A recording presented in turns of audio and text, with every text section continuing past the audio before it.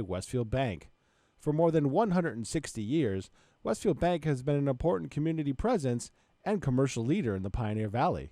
With convenient full banking services in Westfield, West Springfield, East Longmeadow, Agawam, Feeding Hills, Springfield, Southwick, as well as Enfield and Granby, Connecticut, visit us on the web at westfieldbank.org.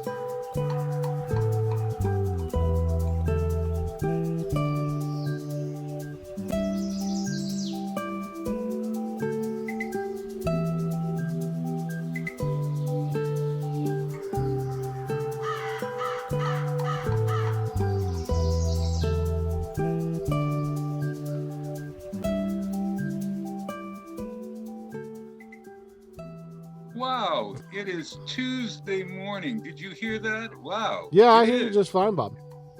Yeah, Tuesday morning, January 4th, 2022. Can you believe it? It's another year. It's another year.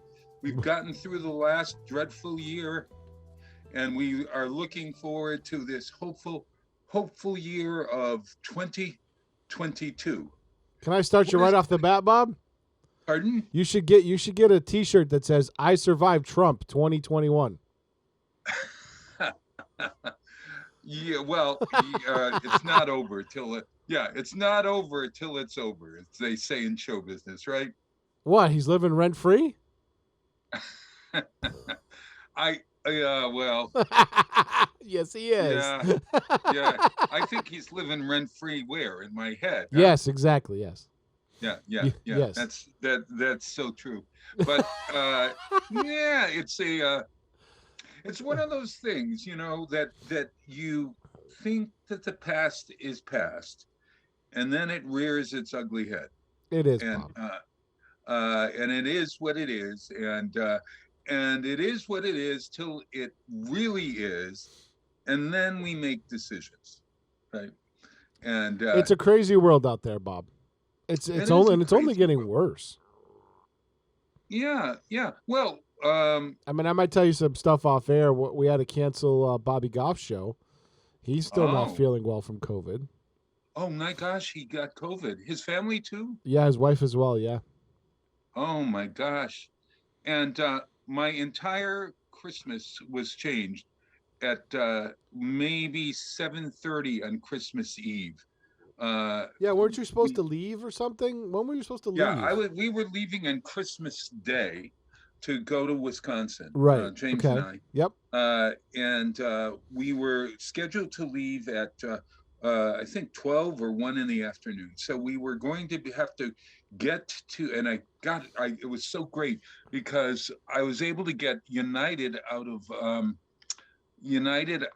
Bradley Field to go to Chicago, where we take a train to Kenosha, or we get picked up. We were going to be picked up by my nephew, our musical director, incidentally, Chris Homan, and he's so kind. And so Amtrak has service from Chicago to Kenosha? Yes, they do, and it might not even be Amtrak. It might be some other. There's regional stuff, but it's operated by Amtrak and BNSF. Yeah, I think so. Yeah. Burlington Northern. It's called Metra. Yeah, oh, that's right. Metra. Yeah. It's a short hour or so. Yeah. So in order to do that, kind Denny Akins and his spouse Michael said that they would drive us to the airport. Okay. And so in order to facilitate a Christmas gift to my cousins. I gave my house to my cousins. I mean, I didn't will. It's willed to my To whoever, goddaughter, who yeah. happens to be a cousin. But it I gave it to them for Christmas and to stay whenever they wished during Christmas to New Year's and celebrate in a house that we decorated specifically for them. You see, Sure, yeah. I thought it was a nice gesture, etc. So there were 8 people scheduled to be at my house from Christmas Eve, and we have room for 10, I suppose, if you sleep on the couches. But so the 8 people were scheduled to be here, but there was no room at the inn for Bob and James. You see, we would have had to sleep on the couches, and I'm perfectly glad to do that. But Denny and Michael said, "Hey, come spend Christmas Eve with us, Okay. okay? And then we'll drive you to the airport in the morning, okay?" And we were scheduled to go to Joanne Taylor's house uh, in the afternoon, just prior to Denny and Michael's. But unfortunately, we just didn't feel it was good for us. It was a small room that we were going to be in, etc. Never mind. But at any rate, well, we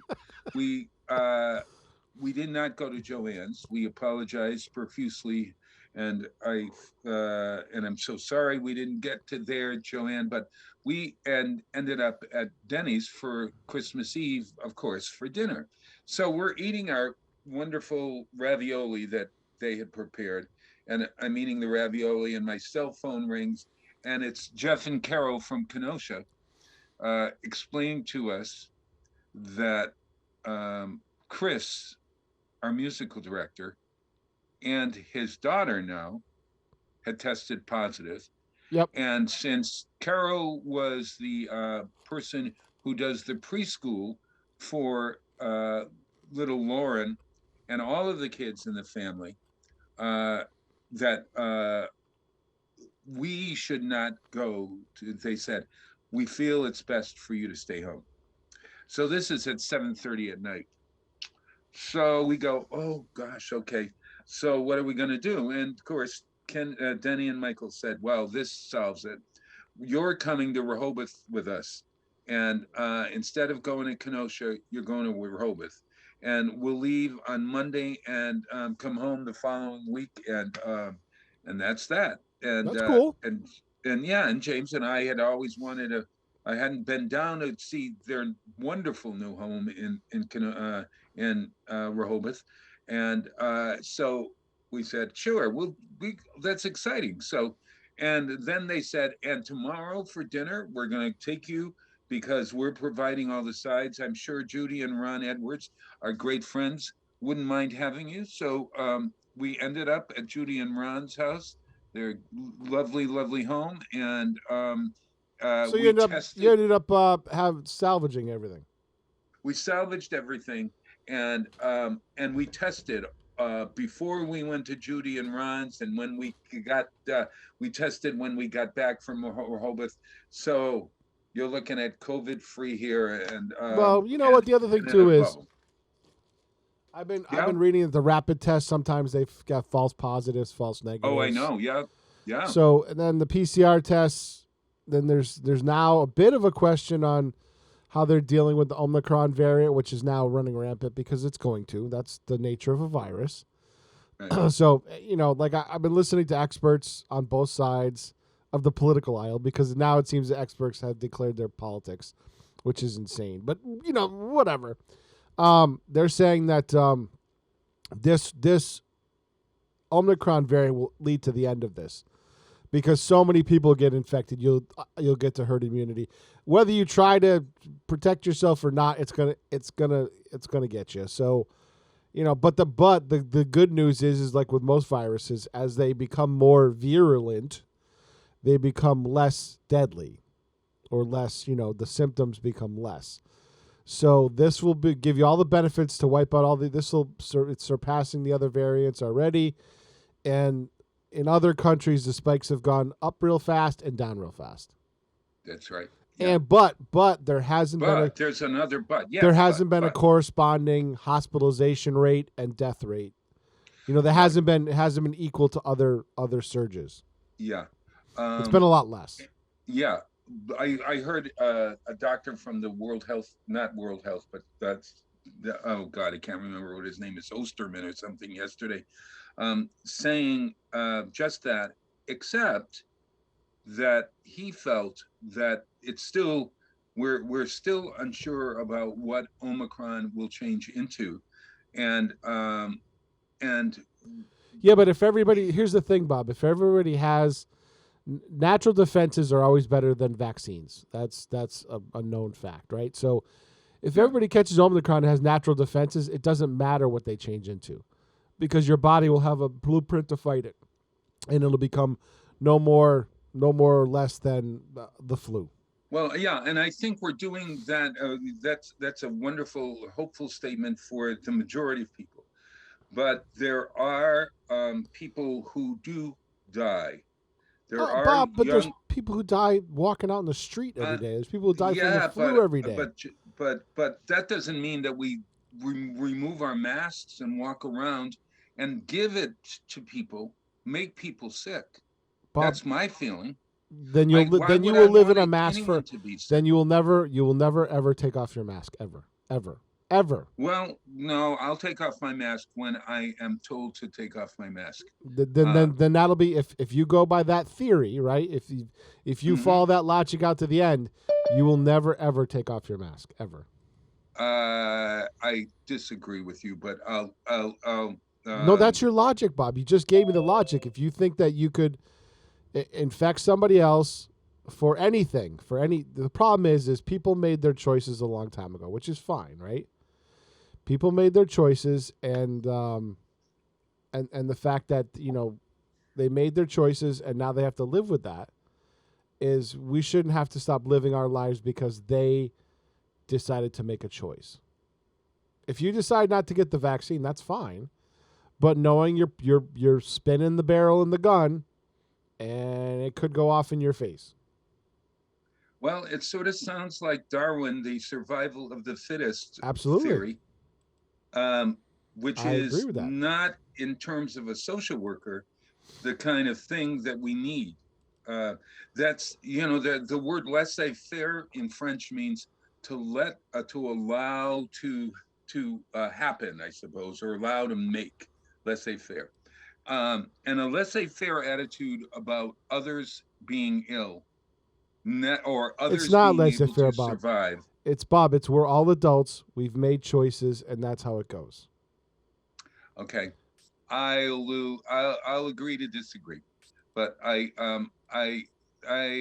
hope that I hope indeed that in the next year we stop politicizing. We start all to get on the same page. I don't think it's going to happen right yet, but we can start a conversation and we can continue a conversation and hope that that conversation leads to some change everywhere. And you would agree with this, including on a national political level. And Well, it's been yeah, the thing is, it's been politicized since the very beginning yes, by both exactly right. sides. By both No, sides. well, So yeah, but let's face it. It started with you know who, no, you know Bob. when, No, no, no, and it no. Because yeah. when he did the right thing by banning cross border travel, he was hammered by the other side, and that was actually the right thing to do. Believe it or not. Why isn't this working? I'm never going to give Trump. I'll give him You credit for can't it. bring yourself to do it, Bob. But he did some right things. I know Okay. you can't. That's fine. But he Yeah. did do some proper things, and Yeah. but in and of itself, that's political. The fact that you can't even, you know what I'm saying? The fact that I you know. can't bring yourself to do it, that's also political. I But know. you know, I know. I absolutely know. I know. And on the anniversary of January 6th, Happy New Year. All right. Now, look who's joined us. Oh, Rick Berry. Hey, Good you morning. happen to come in the middle of a conversation. Of course, Peter and I will begin the year with a discussion, Well, as always, but and we a good discuss it though, discussion. Bob. That's the thing. Pardon? We do. We actually We discuss. do. We do discuss, and that's the good part.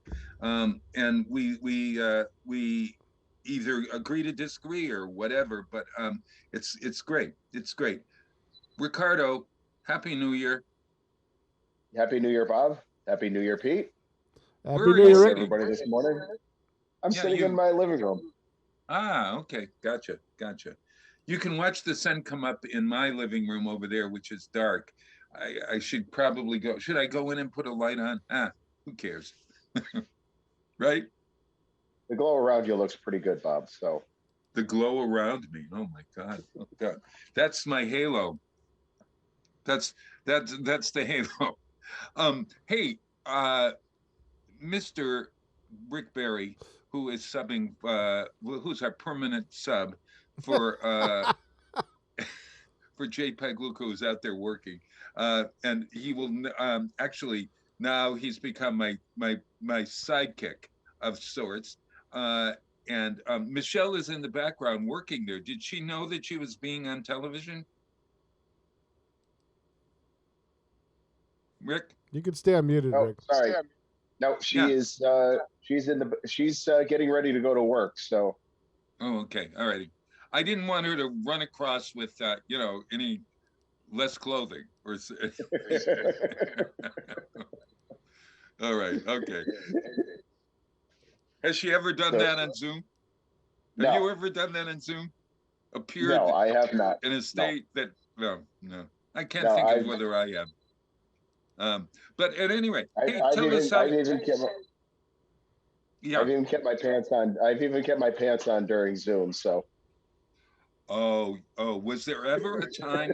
Yeah. Was there ever a time when you didn't have your pants on?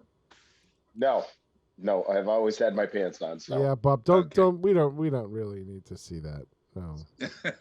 What? Let's everybody stand up and pat their rear end.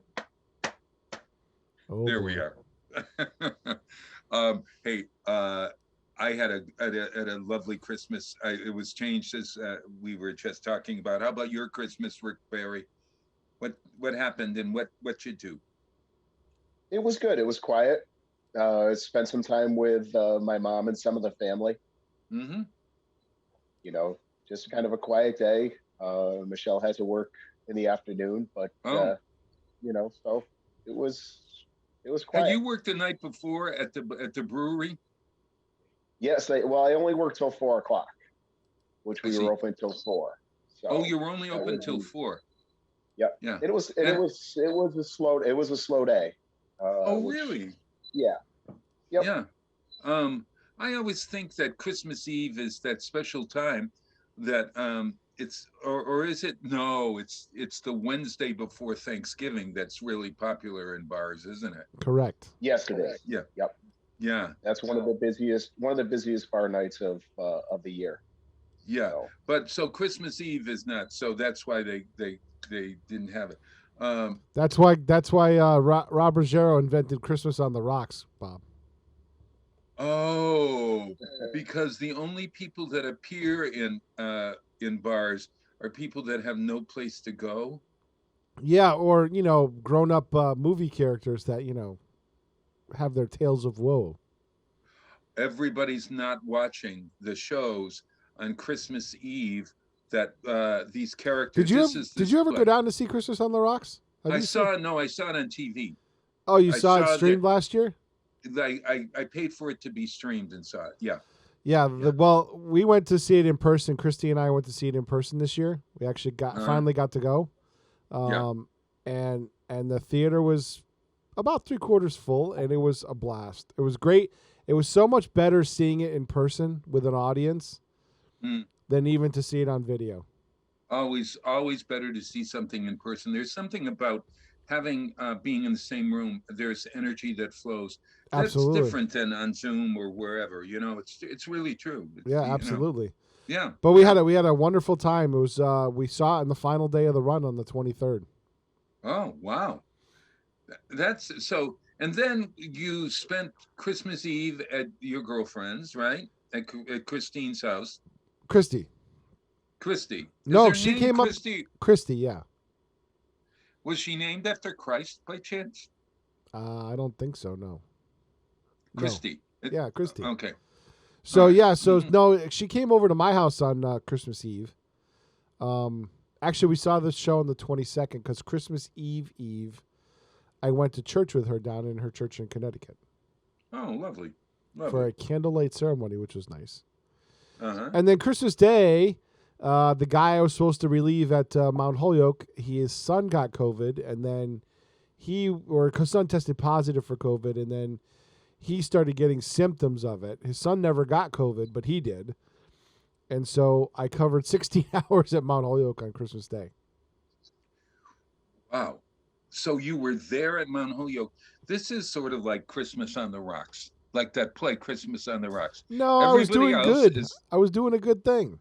I know you were, but you were alone in the studio, right? That's fine with me.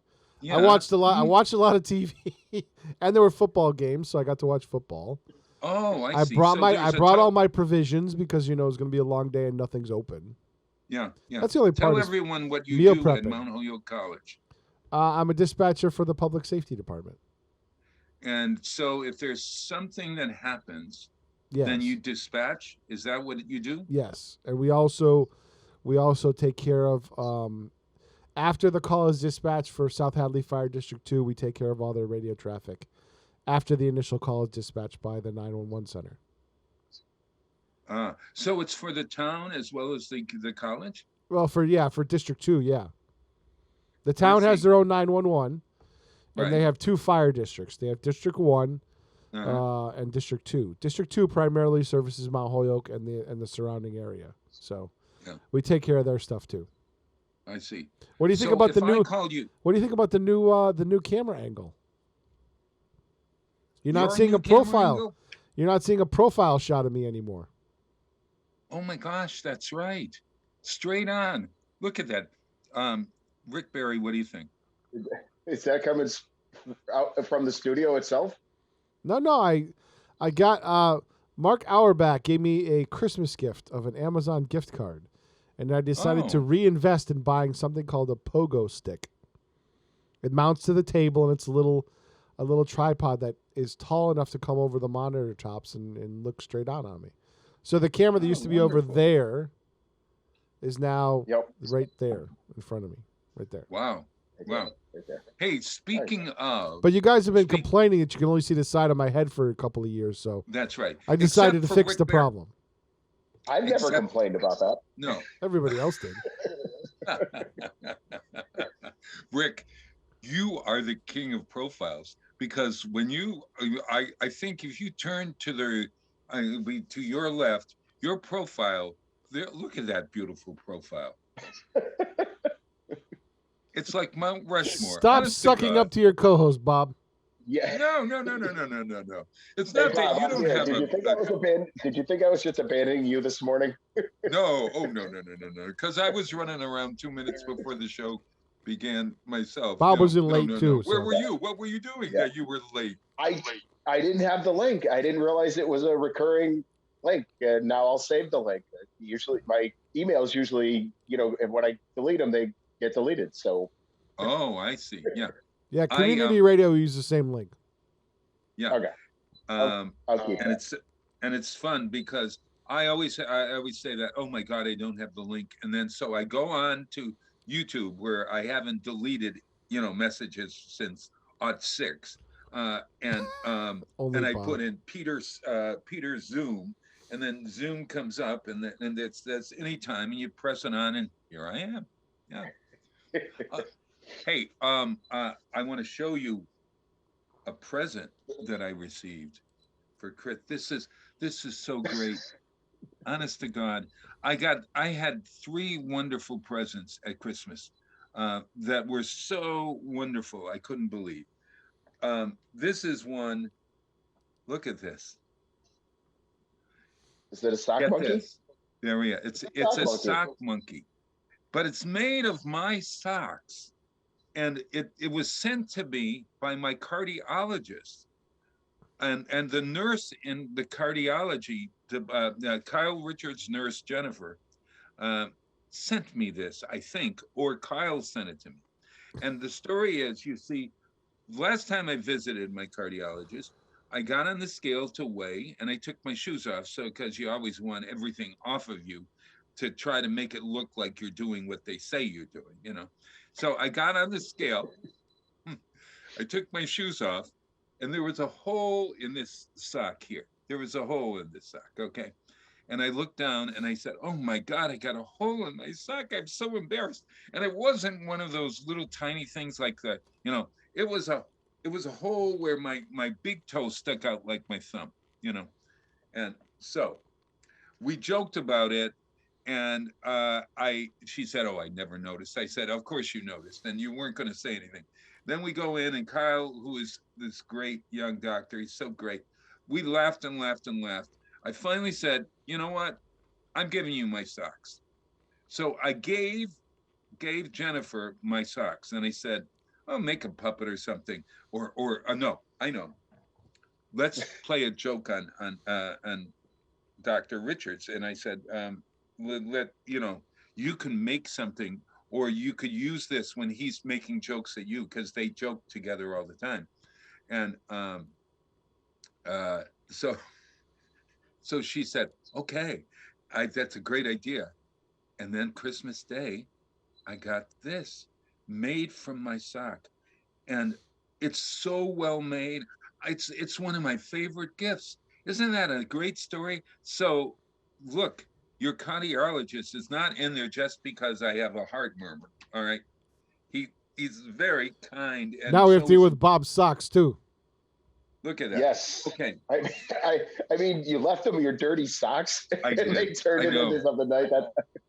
Yeah, yeah. She told me that in her 15 years of being a nurse or what, a PCN, that she had never had anyone leave their socks purposely for her. So this is what I got. I love it. I love it. Then Chewy.com. Chewy. You know what Chewy is? Pet supply. Chewy.com. Rick, tell Yeah. everyone. We use it. It's a online pet store, or where you can buy pet supplies, medicines, all sorts of stuff. That's right. Guess what they sent me? Sadie gets her Chewy box. They sent you some flowers. Oh, that's nice. They sent me rainbow flowers in a vase because Frankie had passed away, and it said, "We realize you're going through a bad time with your dog's passing, and we are sending you these flowers. Best wishes, Kristen." Did you notify them Nice. because you had subscriptions or something?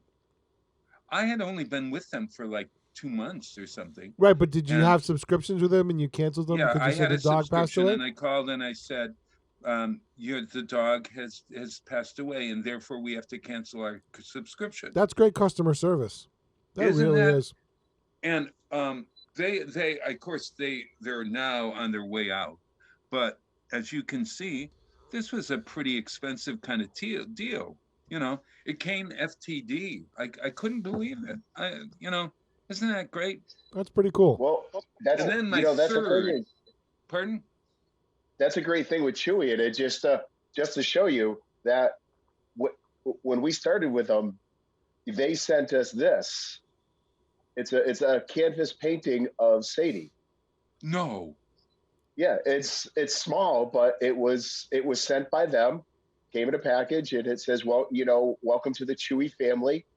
I'm glad you've been with us." And it was like, wow, it was so cool. Just how did they have a picture of your dog? It was on, either they got it on the profile or something. I don't know how Michelle did it, or maybe they asked for a picture of our dog just to have it. Unbelievable. And that's what they sent us. So holy mother. Yeah, I recommend them highly. We get well, there are others. Since we're on the radio, and I'd have to say, you can check out other services as well. They probably do as nicely, but it was a real surprise. This is a really good idea. That as a marketer, I think you can't beat it. And here we are talking about it on the radio. Isn't that nice? So here's the other gift that I received for Christmas. And this is a terrific idea for folks. Um, we received a card from a friend of ours who we talked to. I mean, not a close friend, somebody who we see maybe or talk to twice a year. Okay, a couple, a married couple, and I get this card, and it said, uh, "Happy Christmas, Bob. We want you to have the happiest ever. Here's a little gift certificate. Take James out to dinner." And so I said, "Oh, isn't this nice?" And I, looked at the gift certificate and I put it aside and I said, "I've got to send them a thank you. I mean, this is out of the blue. I mean, like, why would they, we see them twice a year." A little later on in the morning, I go back to look. I was showing the card as I was showing the Chewy gift to and the monkey to my cousin. Uh, we looked at the figure on the gift certificate. It was a $250 gift certificate. Wow. Wow.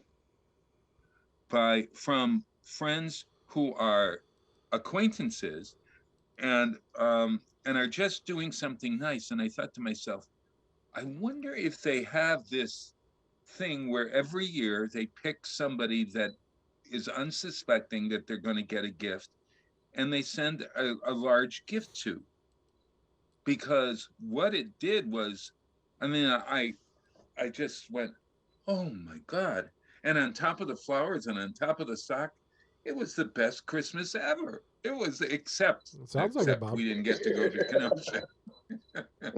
So isn't that a great idea, though, to pick somebody that is in your circle who is a nice person, or you think is a nice person, or couple or whatever, and buy them $100 gift certificate, or if you have that, if you're able to do that, and send it and just say, you haven't heard from me in a long time. Hope you're well. Merry Christmas. Here's to a great New Year. Boom. Just wonderful. I tell you who these people are, but I figured I don't think they'd like me to be bragging on that because they are they're good listeners as well.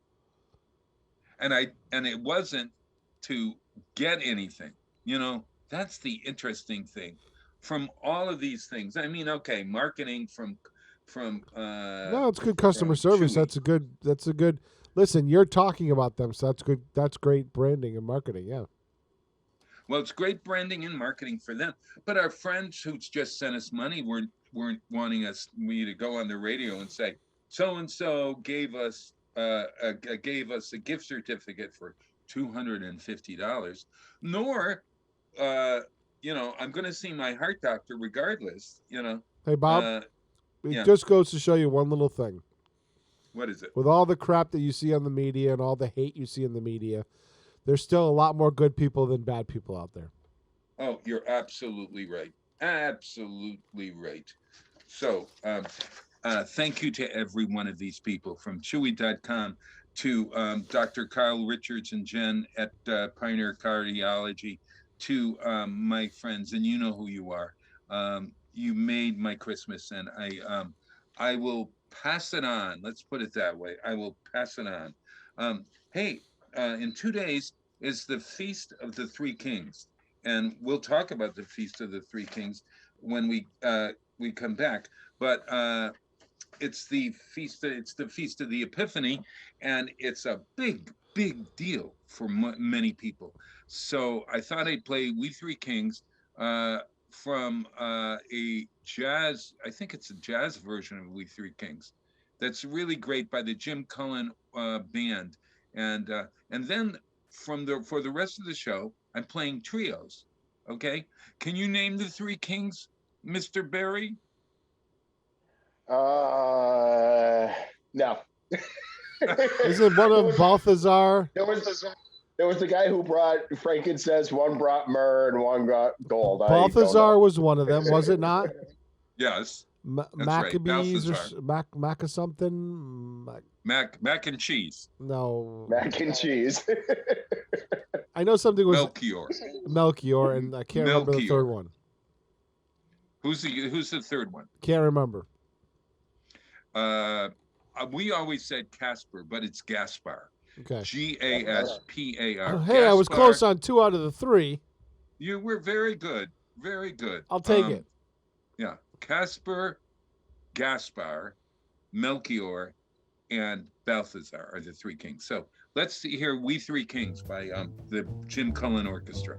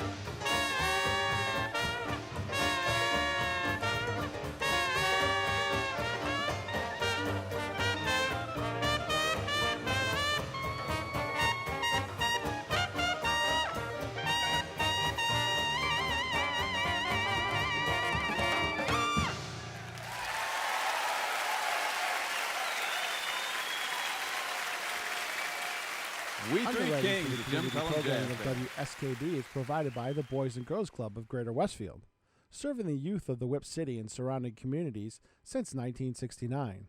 For more information on the Great Futures Club for ages 3 to 5, happening weekdays, and the Club Teen Center for ages 11 and older, weekdays from 6:30 till 8 p.m., go online at bcgwestfield.org or visit the club at 28 West Silver Street.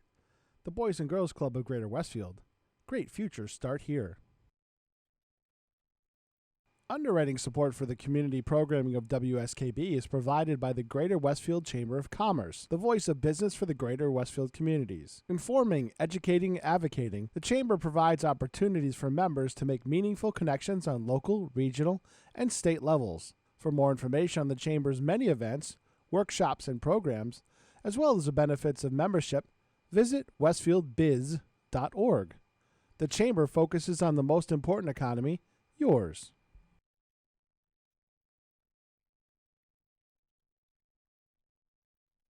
Saturdays were made for polka. Tune in to the Polka Jammer Network starting at 6 a.m. and Polka Hall of Famer Billy Bellina, Breakfast at BB at 8:30. Community Radio. 89.5 WSKB. Live from Studio 120 at Westfield Technical Academy, this is WCPC Channel 15 and 89.5 FM WSKB Westfield. January 4th, 2022. That's 1422 if you are writing it in numerical numbers. No, that's redundant. What would be? If you're writing it in numbers, period. Numerical what? Figures, I guess, right? I don't know. Numerical order. Yeah. Yeah. Pete Coles, a kitten of the keys, meow. Yes. Well, for the first time in 2022, Rick Berry, substitute host, Peter Coles, kitten of the keys. Yeah.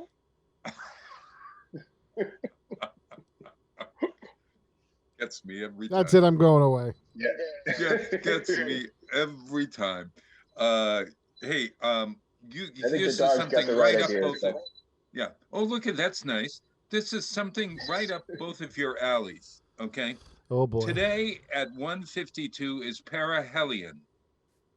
Can you tell me Perihelion. what that is? It's perihelion. Perihelion. Okay, very well. Is that we're at our farthest away from the sun? We are our closest to the sun. Okay. I knew a Closest. helion meant one of the two. Yeah, peri means near. Okay. The other one is the other one is ahelion, I think, or apiothis or something like that. But today at 1:52, we are going to be closest to the sun than we ever have been. Okay. Now, if you're able to do this, I suppose if you had nothing on the horizon and you looked, would the sun be sitting there and the horizon be right there? What do you guys think? I mean, you know what I'm saying. Here's the horizon and here's the sun, because it's well, the closest Earth to is still spinning, so depending on where on the globe you were, I suppose. There's I no suppose, danger but in being. I mean, our orbit isn't that eccentric where it's very. It's not like what we just launched with James Webb, where it's this huge elliptical orbit. It's pretty Right. circular, but it's not a perfect circle. There's no such thing as a perfect circle. Yeah, but it would be interesting to see what it would look like if there were not houses in the way or something. And I suppose, yeah. You know, That's there a must good be question. something on the web that shows a picture of it. Rick, you're looking at something there with your beautiful profile. Yeah, I'm trying to find the spelling of it that you had there. There we go. PERI. Yeah, 152. 152 Yeah, this afternoon. that's exactly right. Yeah. Which is nice because usually something happens in the middle of this. Only happens. How often does this happen? You think we know Once a year? about this? It would be Huh? once a Or year. twice a year. Oh, it's once a year. The closest we are once a year. Okay, got it. And the farthest we are is the other way. So the sun is here. Here I am, the sun, and the earth is spinning around my head. So it gets closest to me here, and then it's far out over here. That's later on, 6 months from now, I suppose. Right? Yeah. I thought that was really very interesting. So it's the opposite is aphelion. Yeah. The perihelion is the point in the orbit of a planet, asteroid, or comet nearest to the sun. The opposite is aphelion, which is the point farthest from the sun. The word perihelion stems from the Greek words peri, meaning near, and helios, meaning Greek god of the sun. Does it give you any other information other than that? The difference is 3 million miles nearer to the sun in January at its nearest point, and in July at its farthest point. Uh-huh. It doesn't really say that. It doesn't really say that. So it doesn't really say that the view of the thing changed. Just be a little bit bigger. Oh, okay. Got it. Yeah. So there's really nothing to see today. Other than the sun still comes up. It'd probably be a beautiful sunrise down in Australia where it's summertime, because the sun appears bigger in the sky. Yeah. And when we near our end in a couple of billion years, when we get to that point, we'll fry quicker. I don't know. Is this the point at which point we'll be pulled into the earth, like in some of those horror movies? Actually, no. When the movies? sun dies, it'll just the outer shell of the sun will expand to engulf us, and we'll just pretty much disintegrate. Oh, okay. But that's a couple of billion years away, so Yeah. I'm not really sure we're going to have to worry about it. Peter, tell us, this telescope that they've got up there, has it seen anything yet? It's going to take a couple months to get into place and get up to speed. It's got to get very, very cold. I gotcha. Minus Okay, 200 so we have something to be degrees. patient and wait. Yeah, by summertime we should start getting. It's looking in the. I believe it's looking in the X-ray band. It's not looking in visible light, but it will give us very faint objects in creation. Will it be able to tell us if Jimmy Hoffa has been rolling around up there? No, that's in New Jersey, Bob. Oh, okay. I thought he was in Meadowlands at the end in the end zone somewhere. Right? Yeah, that's in New Jersey. Oh, all right. The unions got to him before the rest of the mob did. Okay. All right. Why? He thinks I'm kidding. Everybody at this time of year makes best of lists. Okay. No. So I just want you to pick any category whatsoever and give me your best of. Rick, would you like to start? Best of. And it could be personal. It could be the best time I had in 2022, for instance. I don't know if there was one. There had to be some. I don't know. The only thing I did in 2022 was gain weight. So I don't know how great that is. Or 2021. In 2022 or 2021, yeah. 2021, all I did was a great year. Gain weight. Personally, I'm wondering, the best, I got it. Okay. Pumpkin Fest for Westfield End weekends, for me personally. It's huge. To see 10,000 people on a field having a good time safely was, that was, I think, the best time I had, and there was another moment which was smaller. There were probably 40 people in the room or 60 people in the room. And we were doing the event WOW that WOW has been producing at Westfield's Creative Arts Center that's called Up Close and Musical, and with the students from Westfield State.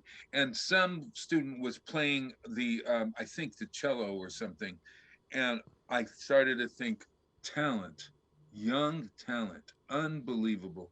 And it was a moment that I connected to sort of this thing that, boy, it's something else when you're able to do something that no one else can do and do it better than anyone else. And those are two moments that I had, best moments. So thank you for everybody who came to Pumpkin Fest, and thank that wonderful man, Andy Bonacci and Ed Orgill for working with us to produce and give me the opportunity to listen to a young cellist play with great intensity. Well, there was a flautist that played, etc. And incidentally, those up close and musical events are going to happen this year, so be looking for them. I think they start in February, so there's at least 12 of them going to happen this year. So that's pretty cool.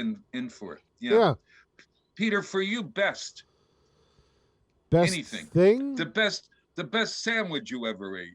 Oh, that's another one. Well, Wait a I minute, don't know. I got You know another what? one for me. You know what The though? best roast beef sandwich I ever had. I did have a good moment when Kenny and I went to Texas and really got to see the future of space really kick off. We're seeing that Starship land and not explode. Very good. Very good. Now I want to see the next part of it when they actually launch it into space. Rick, have you come up with anything? I don't know. I will tell you one of the best. I have to admit, and maybe Pete will too, is that our Brewfest. Yeah, there you that are. we were able to have it, and the amount of people that we had come out of hibernation. Yeah, because that was really one of the first events. It was. I can remember it. Yeah. Yeah. So that was probably, and it was for a good cause, and we raised some good money for the Children's Museum. So Yeah. I mean, when does that happen? In October? Well, that happened this year in August. August. So most likely we're going to go back to our June date. So depending on what happens. So be looking for it in June. Yeah. Yeah. You're beginning to plan it now? We're looking into it. Looking into see. That'll be, well, we still are planning on doing the plunge at the end of the month. So depending on how that goes, by the end of the week, we'll have our decision on what we're going to do about that. So yeah, the Penguin Plunge, everybody out there in Wisconsin, is sort of like an event that many countries do in January, maybe around January 1st, people plunging into rivers or oceans just to start off the new year. And who came up with the idea of Penguin Plunge? Was there, was the penguin a mascot of the Children's Museum? Not really. I don't know what and how they actually came about it, but some of the incorporators or some of the original founders of it were trying to come up with a signature event. Yeah, an event that nobody else was doing in the area. So I don't know what they were smoking or what they were drinking at the time. Yeah. Well, they probably watched the polar bear plunges on New Year's Eve in Boston and Chicago. Sure. And places like that. Could have. Yeah. It said, hey, we can do that. Have you plunged every year? Rick, I know I donate to you. This is how it works. You send out and you say, I'm going to plunge into the river, or I'm going to you plunge into a lake, right? Yes. Yep. It happens at Hamden Ponds. It has happened at Congamon Lakes before. Park Square. City Green once, Park Square once. And then now it's found a home up at Hamden Ponds. Hamden Ponds. So you plunge into a very cold body of water, and you get your friends to pledge that you're going to come out of it alive, or just come out of it basically. Yes. I have actually had people that would pay me to stay in, but. Oh, really? Or carry a brick, or carry a cinder block with me when I go in. So yeah. You and Chuck Kelly from Webster's Flowers compete against one another every year, right? To try to make as much. Yeah. Yes, we do. Yep. And who wins? And it's a fair competition. Actually, I've won most of the time. Gotcha. To be able to do it, yes. Yeah. How many times have you plunged into that water? I have done it, let's see, it would be 16 times. Oh my gosh. And what's the longest that you stayed in? Do you remember? Was there any moment that you said, I'm never doing this again as long as I live? Yes, every year.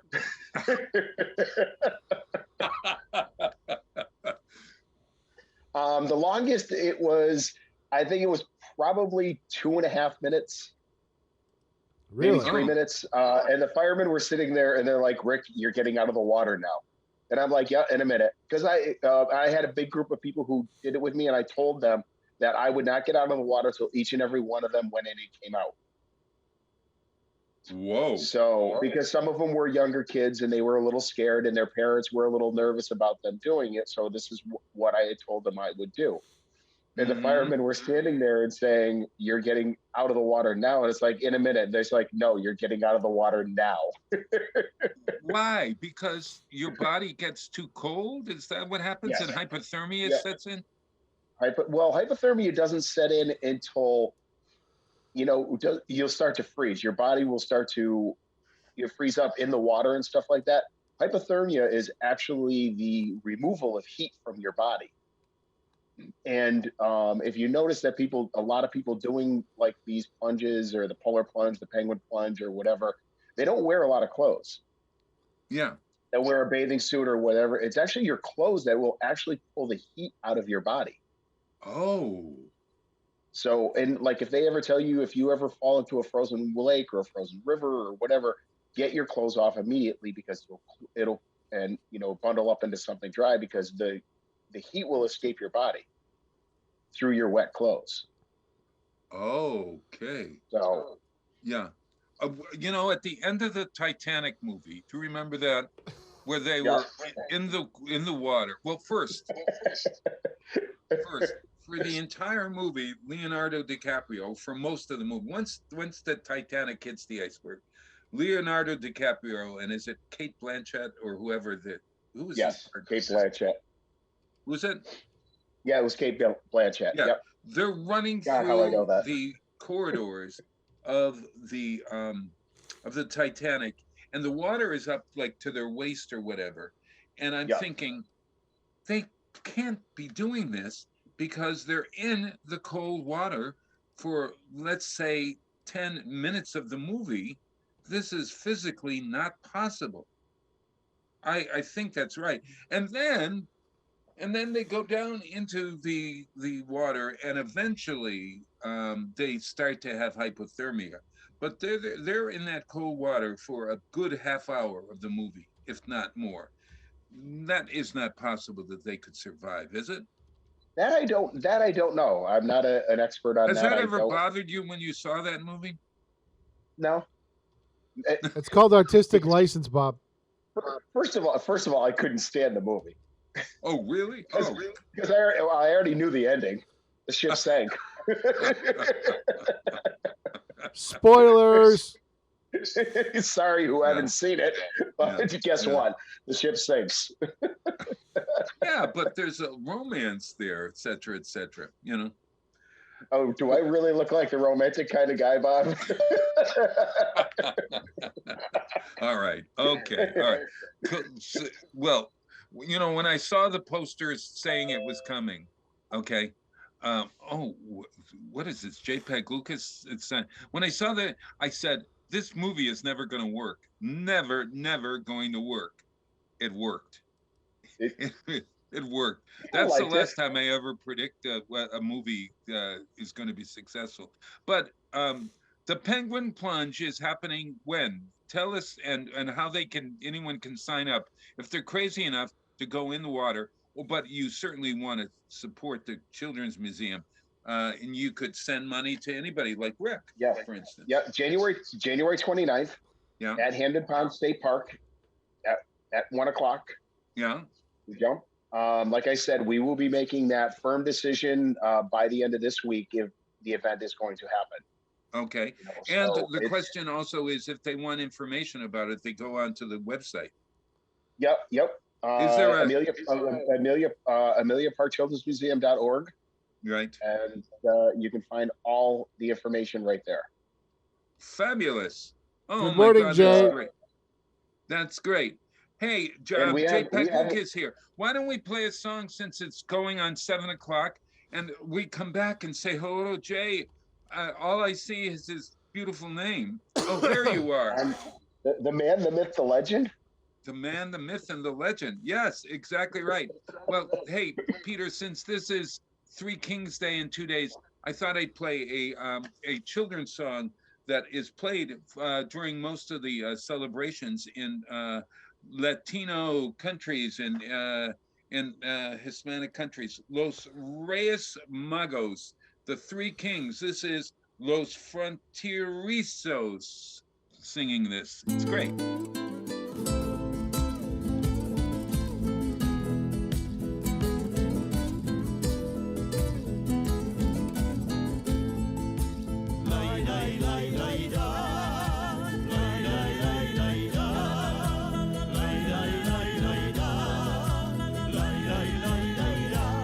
Llegaron Llegaron ya los reyes eran tres, Melchor, Gaspar y el negro Baltasar. Arrope y miel te llevarán y un poncho blanco de alpaca real. Llegaron ya los reyes eran tres, Melchor, Gaspar y el negro Baltasar. Arrope y miel te llevarán un poncho blanco de alpaca real. Changos y chinitas duérmanse, que ya Melchor, Gaspar y Baltasar todos los regalos dejarán para jugar mañana al despertar. El niño Dios muy bien lo agradeció, comió la miel y el poncho lo abrigó. Y fue después que lo miró y a medianoche el sol relumbró.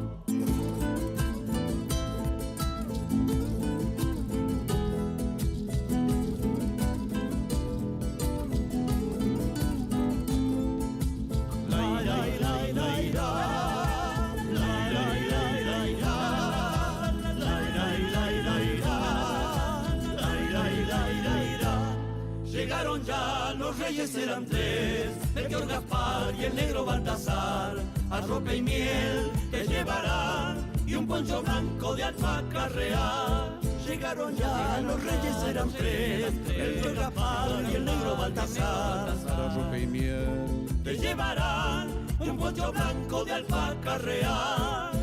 Changos y chinitas duérmanse, que ya Melchor, Gaspar y Baltasar todos los regalos dejarán para jugar mañana al despertar. El niño Dios muy bien lo agradeció, comió la miel, el poncho lo abrigó. Y fue después que los miró y a medianoche el sol relumbró.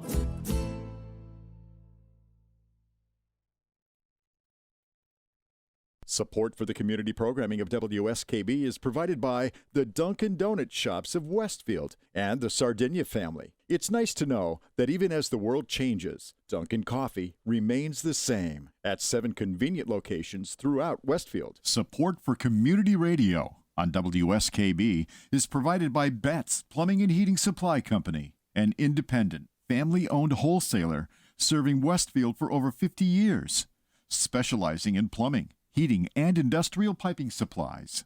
On the web at bettsplumbing.com or at 14 Coleman Avenue in Westfield. Join me, Tina Gorman, each week from 6 to 8 a.m. for Wake Up Wednesday, when my guests and I discuss health, wellness, and lifestyle reimagined. Community Radio. 89.5 WSKB. Live from Studio 120 at Westfield Technical Academy, this is WCPC Channel 15 and 89.5 FM, WSKB Westfield. Wow, it is Tuesday morning and it is January 4th, 2022. And look at, Hello, there Cat. is a kitten. That's Cat, as I remember it. That is Cat. Other Cat is in the other room. The other cat is known as Other Cat. Yes. We've been through this before, Bob. Yeah, I know it, This is really. Cat. Cat is the friendly Cat one. Other is- cat is the Cat. skittish one. Do you have a cat there too, Rick, don't you? Yes, I don't know where she is. She's What's her name? Mitzi.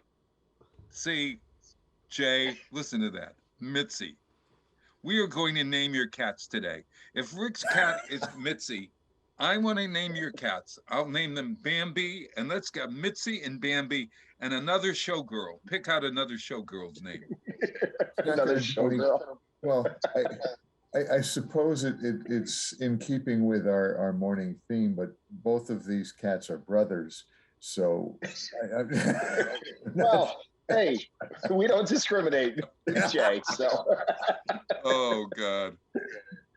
well, good morning, everyone. I wanted to stop in for a couple of reasons, and as I joined, you were already talking about one of them, the penguin plunge.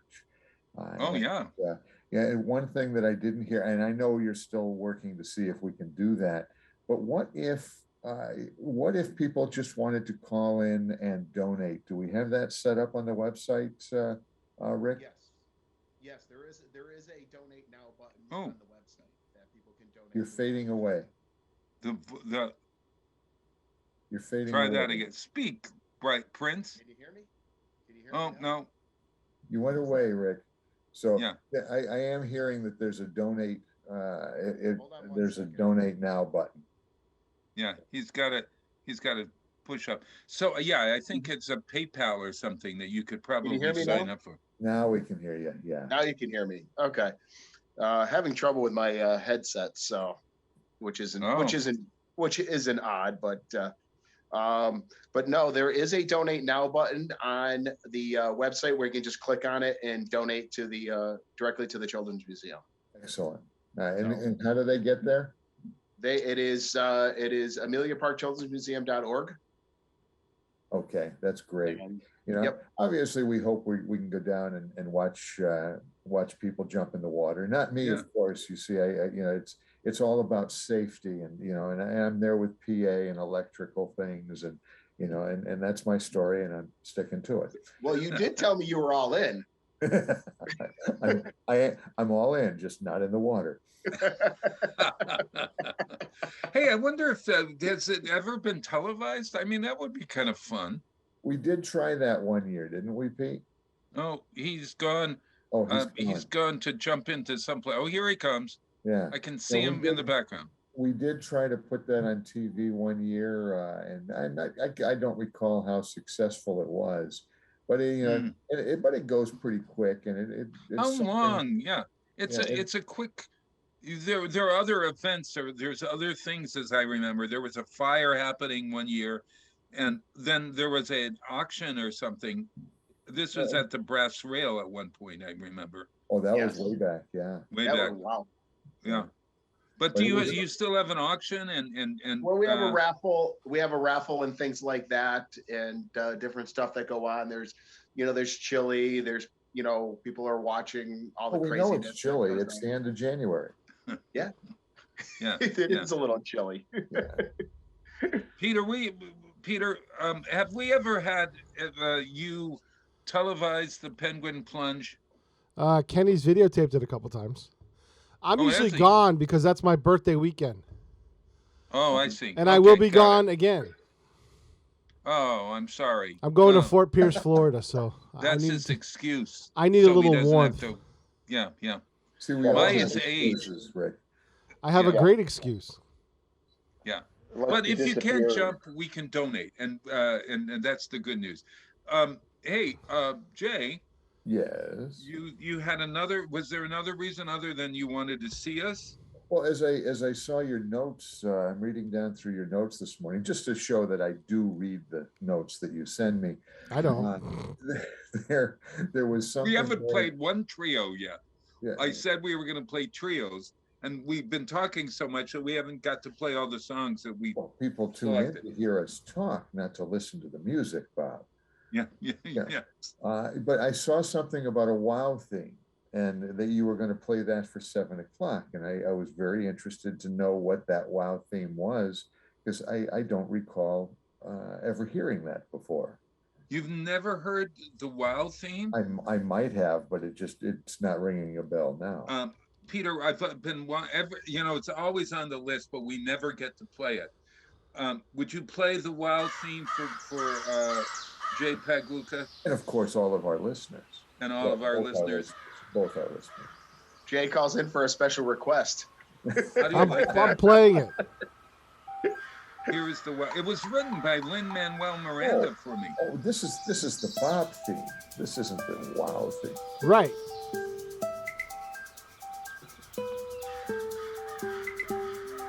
It's the how long will it stretch because Bob is late theme.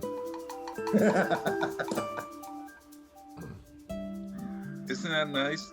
And Peter put the birds behind it. Yes. You can hear birds.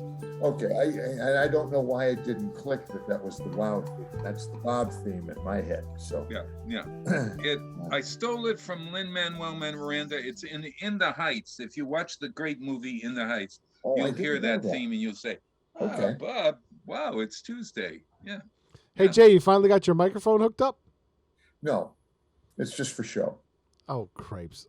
I'll show you how to hook it up, Greg. I'll show you how to hook it up so you can actually use it for Zoom and impress your Xerox buddies. Well, I impressed them already. It's here. It's I mean, my voice doesn't need anything special to make it sound big and booming. And Yeah, but it won't sound echoey. Oh, it sounds echoey? Yeah. Oh, I don't know. Yeah. Just, it looks good. Exactly. Yeah, I mean, I don't hear an echo. Am I supposed to hear an echo? This looks good. This doesn't look so good in the morning, so just to be clear. Yeah, I got you. Okay. I think you got a new haircut, Jay. Don't you have a new haircut? It's the same old haircut, but it's I was getting a bit disheveled, as they say. I see. Yeah. Well, it's very nice. It goes nicely with your nice Santa beard there. Yeah, I got to cut that a little shorter too. Did you ever have to help Santa at Christmas time? I often. Did he ever call you and say, "I'd like you to stop in and deliver some packages"? Well, he never said stop in, but he did say go deliver packages. Yeah. Oh, Don't usually get invited to his place for cocoa. No. Yeah. I was paid one year. Maybe I did it for 2 years. Well, I was paid for 3 years because I helped Santa out. I was Santa's helper at G. Fox and Company when that was a department store. Okay, I did that one season. In Hartford. Yeah, in Hartford. And then 2 years, and that was very crazy because that was the first time I realized that when you're Santa's helper, you are trapped in a Santa suit. You can't smoke, you can't drink, you can't, you move. And because for folks out there, as you may know, Santa really can't be everywhere prior to Christmas because he's working on toys and stuff. So he gets a lot of folks out there and Santa helpers try to make themselves look like Santa. So you put a pillow, unless you already have grown into it, you put a pillow around your waist. I don't have that. And then you put a belt around this, okay? Yeah. Now, if you're a sweater, if you are a sweater, if you sweat, this thing gets so wet. It's almost like you had jumped into Hampton Ponds, okay? And let's hope it's from sweat and not the other thing from a young. No, well, it could be, given me. Or maybe a little kid on sitting on your lap has got so excited that he is he gets peas in your lap. But peas? I found it the most restrictive costume I've ever worn in my life, and I said I was talking to the other Santa who had told me that he had, and I was complaining about it or something, and then we got into a conversation, and he said he was going on duty, and he said he had just been in the watch department. I told the story, and he had he had taken a watch from the watch department. I got a beautiful new watch. I said, geez, how much did that cost? Oh, nothing, I just took it.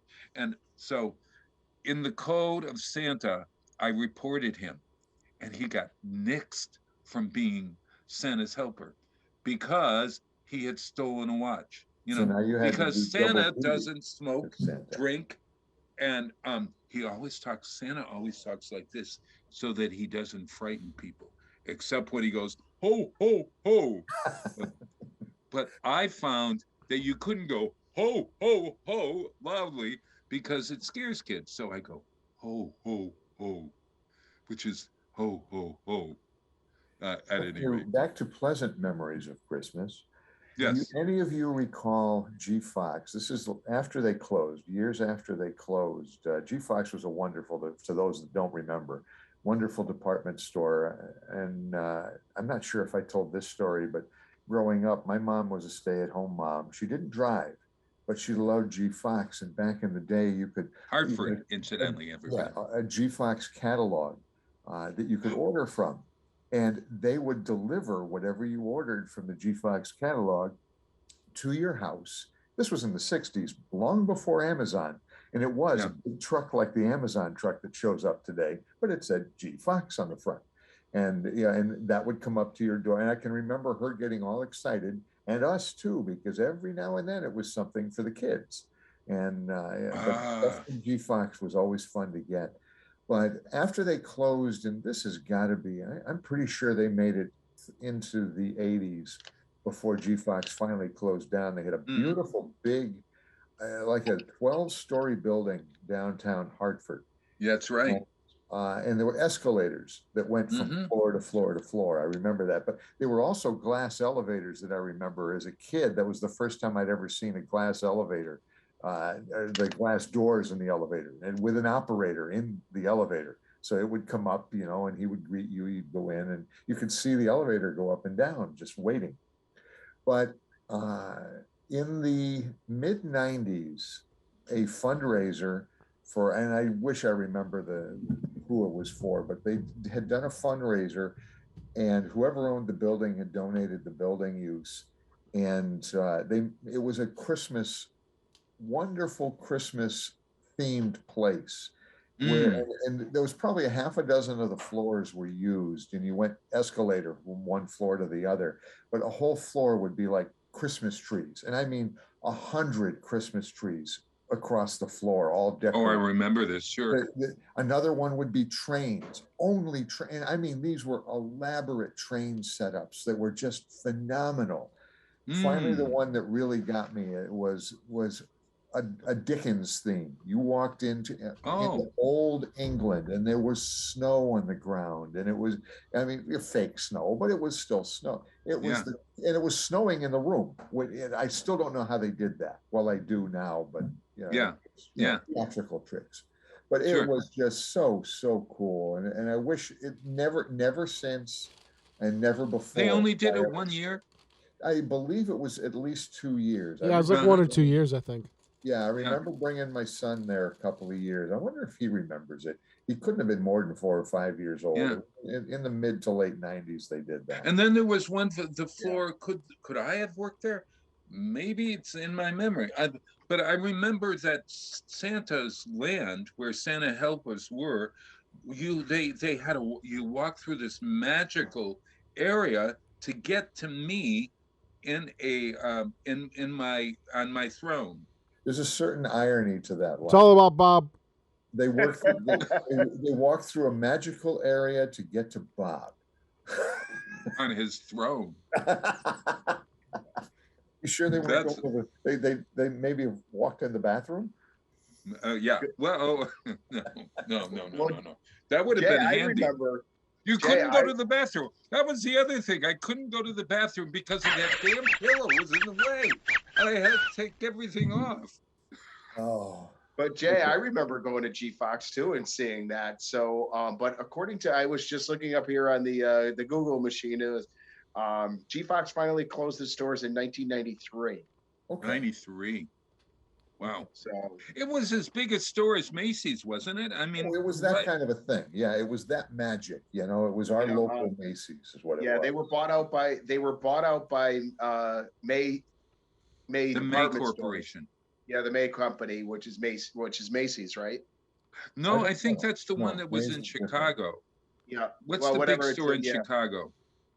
Yeah, they can. Chicago, Filene's. 60605. Oh, it was Filene's. That's right. Filene's, not Chicago, Boston. Yeah. It said converting them into the Boston-based department store Filene's. So.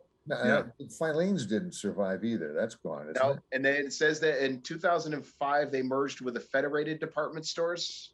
Oh, and there was the downfall. I remember Filene's basement in Boston. Now, I had relatives in Boston, and ended up being brought to, and this is me as a kid, being brought to Filene's basement, which is the bargain basement. Every big department store has, all the seconds or returns or whatever. And Filene's had Filene's basement. And it was described to me as Filene's basement is so low you had to go upstairs to get to the subway in Boston. So yeah, I always remembered that. Yeah. Well, you get good buys there, right? Until they finally they developed a store that was on street level called Filene's Basement. Because I remember in New York or someplace going to Filene's Basement, and it was the store that was called Filene's Basement for budget clothes, you might call them. The mall had Holyoke Mall had a Filene's Basement for a while. It was down here, by the food court. Yeah. So I remember they had a main Filene's, but then Filene's Basement was where all the bargains were. Yeah. Hey, we had and we had Steigers around here, and then what was the other one that was in downtown Springfield? Forbes and Wallace. Forbes and Wallace. And There the other you big go. department store was Two Guys. Two Guys. Yep. Two Guys. Mm-hmm. You know, Jay, you Do you remember were Two talking Guys? About your, Two you were Guys. talking about your, No, that was out there. These are department stores that are in the center of a town that have a building attached to them, not a one in a mall that you with cars out there. Well, Two Guys is what destroyed Forbes and Wallace and Steigers, I think. Two Guys brought in 3 friends, and now they sell burgers. They've gone. oh, Sorry. Two Guys became Leechmere, didn't it? No, Leechmere was different. yes, Leechmere. that Leechmere was was different. Boston based.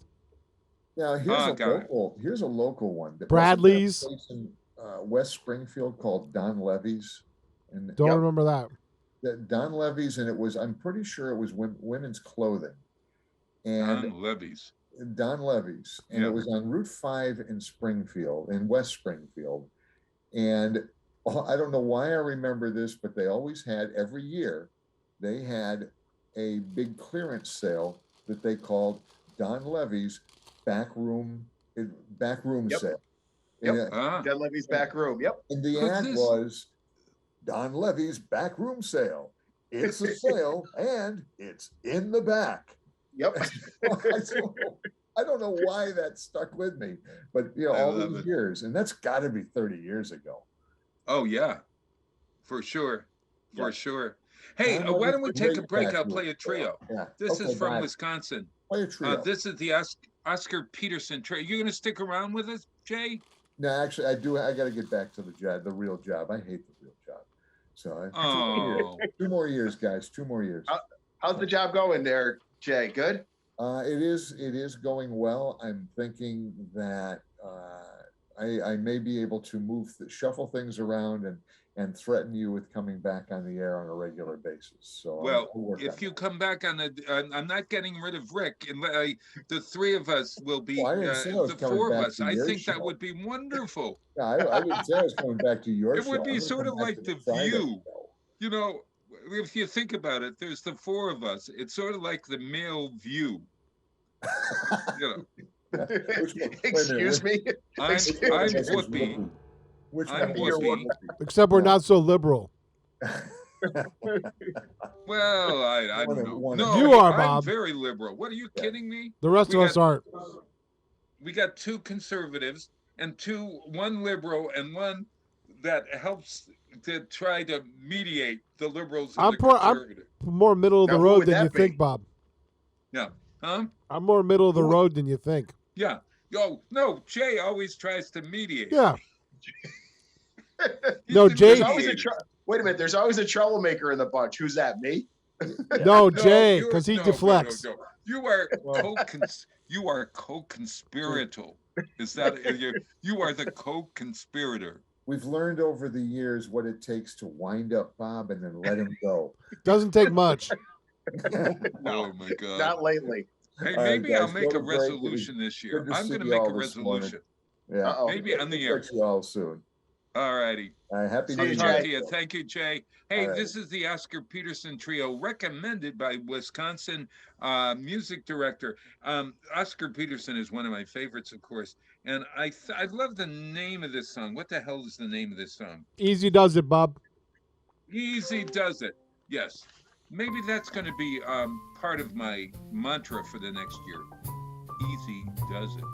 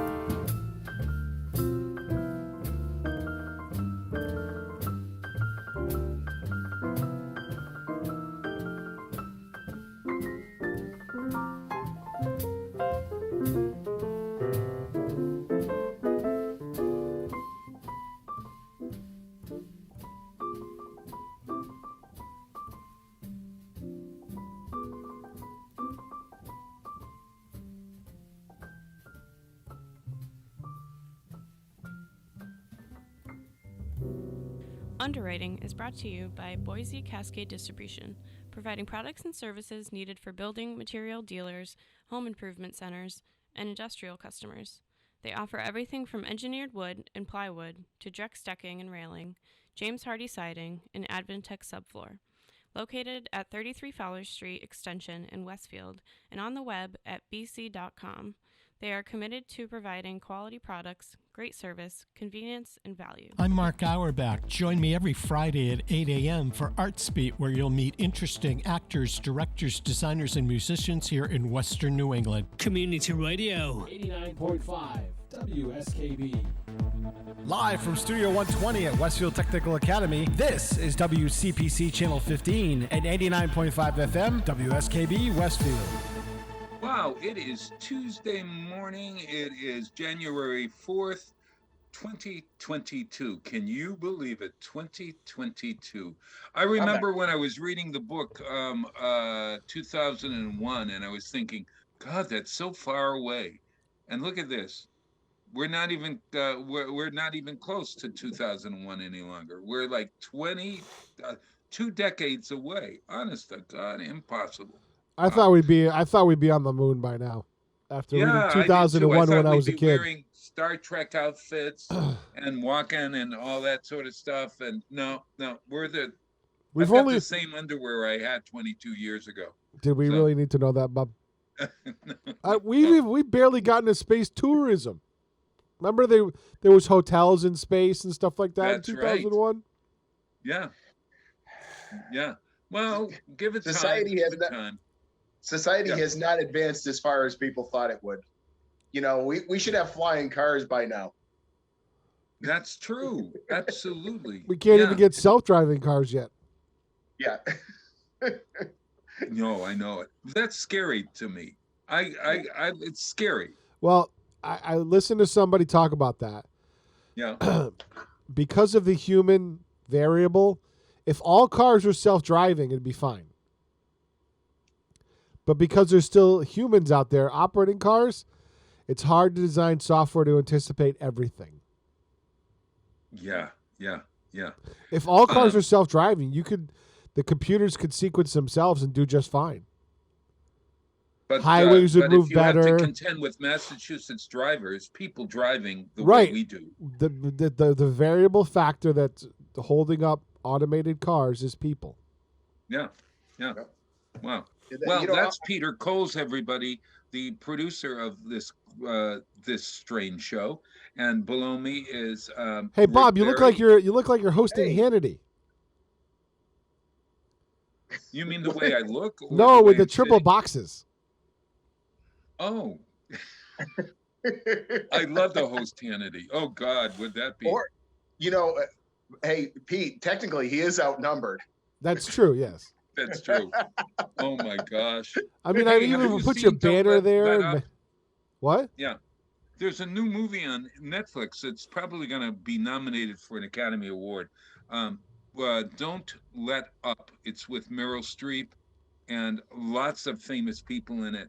And it's sort of like Dr. Strangelove. Remember Dr. Strangelove, or How I Stopped Worrying About the Bomb or whatever. And it's what happens when I think it's not a meteorite. What do you call those big things? Asteroid. An asteroid? Yeah, an asteroid is headed directly toward Earth. And the President of the United States, Meryl Streep, is rather strange, to say the least. And all of the things that happen to prevent people from knowing, or once they know this is coming, people not doing what they need to do in order to do to make this not happen. Bob, are you saying that the government lies to us? It's sort of true. Yes. Watch the movie. You'll laugh your head off, Peter. I'd love to have you see this movie on Netflix. Don't Let Up, and we'll talk. How about you? Have you seen it yet, Rick? No, I have not. Oh, no, I have not. We watched a movie the other night, and I'm not a big movie watcher. Yeah. Because once I stop doing anything, I basically I'll fall asleep or something like that. Oh, I fall asleep. Yeah, you're right. Yeah. Because even even like watching the football games, if I'm not doing something else at the same time, I will doze off. But we watched this movie the other night, and I just texted Michelle to find out what the name of it was, because it was one of the most bizarre movies that I have seen in a while. And I don't know whether it was on Netflix or whatever, but the whole premise of the story was,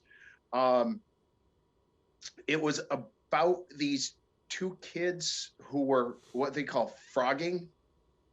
Huh? They were frogging. PHROGGING, frogging. What I guess is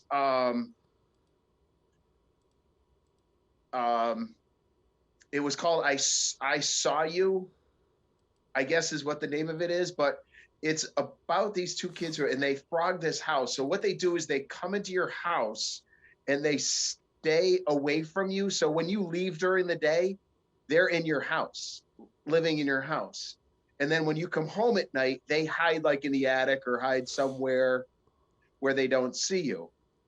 But it all starts to evolve into this crazy plot twist about kids being kidnapped, and the kidnapper is the person you wouldn't expect it to be. And it was the most bizarre plot twist that I have seen. And I didn't fall asleep, but it was on it's a Amazon Prime movie, and it's like I Saw You or something like that. No big names in it, just a really interesting, I don't know, what do you want to call it, a psychological thriller? Yeah. It would be that's a really kind of cool premise.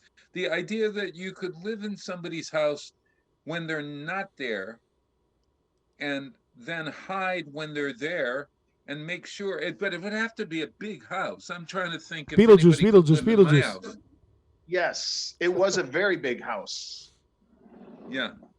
Hey, Bob. Yeah. Let's try this. I found that trailer. Here's the trailer. Can we watch this? This is not real. This is not real. This isn't happening. Kate, tell me this isn't really happening. There's something you don't like the looks of. We discovered a very large comet. Peter, good for you. It's headed directly towards Earth. This Bob, they're hearing sound on the air. We call a planet killer. Oh, well, they are. Okay. At this exact moment, the one that's got the cameo for Westover? Sit tight and assess. Sit. Then assess. And the sit tight Jennifer part comes Lawrence, first, and you got to digest it. That's the assessment period. Leonardo DiCaprio. This is the worst news in the history of humanity. He just blew us off. What are we going to do? We have to release the information. So we just leak it. But it's really something else. Our guests today have made a pretty big discovery in space. How big is this thing, Nolan? Can it destroy my ex-wife's house? Is that possible? There's a 100% chance that we're all going to die. Hey. Well, the handsome astronomer can come back anytime, but the yelling lady, not so much. We're going to get the news out there one way or another. It's real and it's coming. Like a fox, or like I shouldn't say just fox, but a talking head, Bob. I call them hairdos. Yeah. Unbelievable. And with Anthony Anderson there, it's as her compatriot. That's there. Leo DiCaprio. No, the broadcaster with. Oh, yeah. And they are trying as best they can to make jokes of a terrible situation. It's really something. The question is, would you want to know if you're going to die? Pardon? Would you want to know? I want to know if there's nothing would you I can. want to know that an asteroid is coming to kill me? If there's nothing you can do about it, would you want to know? Great question. So. It's a great Zen question. Yeah, but the quality of my life would be significantly different. I might make some. There would be calls. instant chaos and lawlessness. Society would devolve in a matter of hours. Yes. If you know that there's a finite time of your existence, you don't care anymore and you don't live by any rules. Well, if I only had a couple of hours. No, I'm just saying, no. It doesn't matter whether it's weeks, months, whatever. But society worldwide would devolve in a matter of hours because people know that there's a finite clock and they wouldn't care anymore. They wouldn't care about being civil. They wouldn't care about anything. They wouldn't because we're going to die. Wouldn't they care about their loved ones and want to be with their loved ones? Maybe. And want to say to people, I love you, rather They than might want to love you. everybody they can. They'd be the next Dr. J.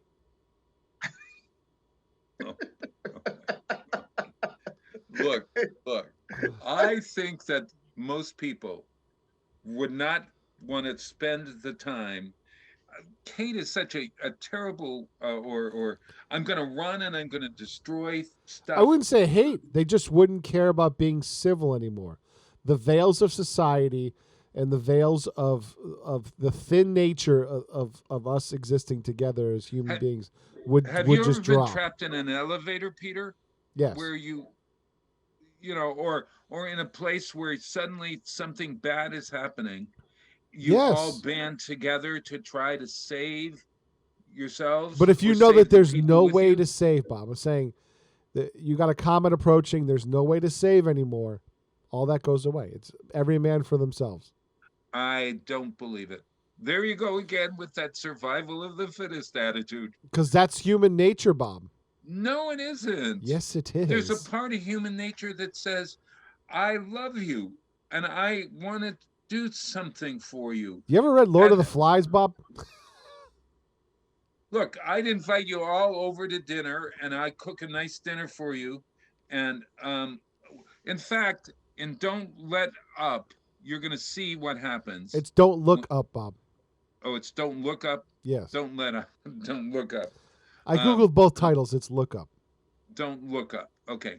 So Don't Look Up. If you watch this movie, you'll see what people do when the asteroid is approaching. And here's the other thing. There's another book that you could read or watch the movie, On the Beach by Neville Shute. And it was a movie by Stanley Kramer that starred Anthony Perkins and other famous people in the 60s. Watch that movie. And it, again, is the end of the world. What happens in that movie is, or in that book, is that there is a nuclear war that destroys all the world except Australia.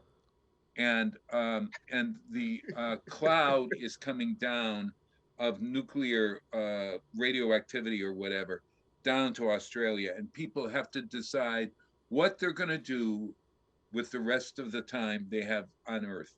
And it's a very interesting premise. See, very similar to Don't Look Up. The nuclear winter one that I watched is day watching after. Both of those movies together, and maybe even Dr. Strangelove, because this movie Don't Look Up has some elements that really make you think of Dr. Strangelove.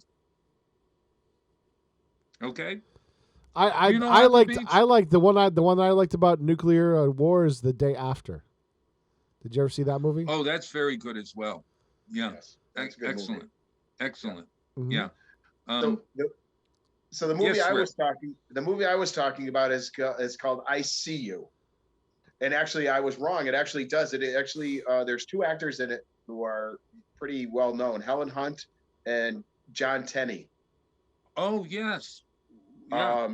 And it's so if you ever get a chance to see it, they call it according to the thing, it's a crime horror movie. I love it. I love it. And you were riveted to the screen. I was watching it, and it was like it had the most bizarre plot twists that I have seen. So it was just not what you expected out of the movie. So yeah, and it's on Netflix. It's on Amazon Prime.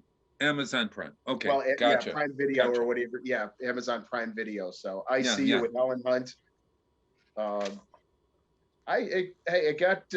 see. It got is Rotten Tomatoes, how do they rate theirs? They got a 79%. Is that a decent Well, that's rating? good on Rotten Tomatoes. If it was a 0, the Rotten, I think like 100% on Rotten Tomatoes would be a good movie. Yeah. So 79% is still a good movie.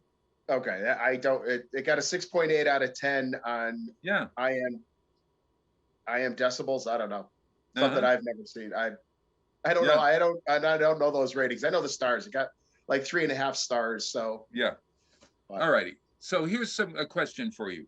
Would you like to hear an operatic trio, the Supremes, or Peter, Paul, and Mary? Is it a vote? Yes. We all get a vote? Yes. I'd say Peter, Paul, and Mary. Peter, Paul, and Mary. Peter? Yes, Peter. Peter's sleeping. It doesn't matter to me. No, you got to make a vote here. Peter, Paul, I've never and heard Mary, that song, so why not? trio, Yeah, I'll go with that one. You're going with whom? Peter, Paul, and Mary. Peter, Paul, and Mary. Can you name some songs by Peter, Paul, and Mary? What's their famous song? Puff the Magic Dragon Up, or something? Up and Away, right? No, that's no, Up and Away. That's not a trio. That's a quartet. What's the name of Fifth Dimension? Yeah. Puff the Magic Dragon, no? Puff the Magic Dragon. If I Had a Hammer. Right. And they're very well known for this Soul Cake song. It's a soul, and this is a Christmas song that's really cool. It's from their Christmas album, but it could be played at any time of year. Here we go.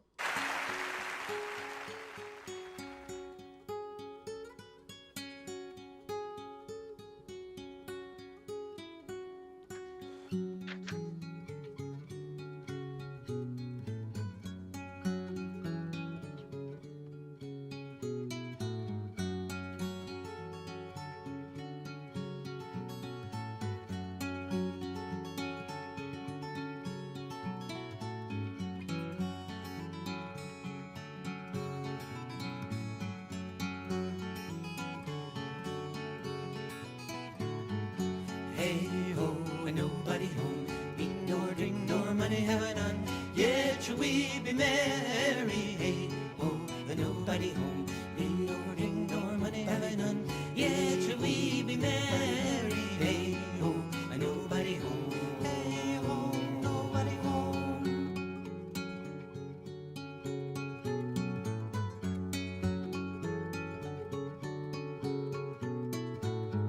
Soul cake, please good missus, a soul cake.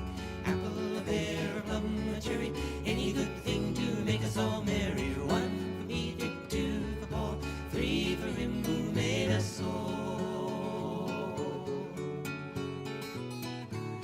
God bless the master of this house and the mistress also, and all the little children that round your table grow.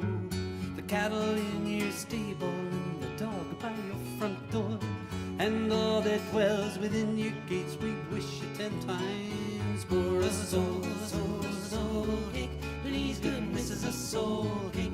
Apple, a pear, a plum, a cherry, any good thing to make us all merry. 1 for Peter, 2 for Paul, 3 for him who made us all.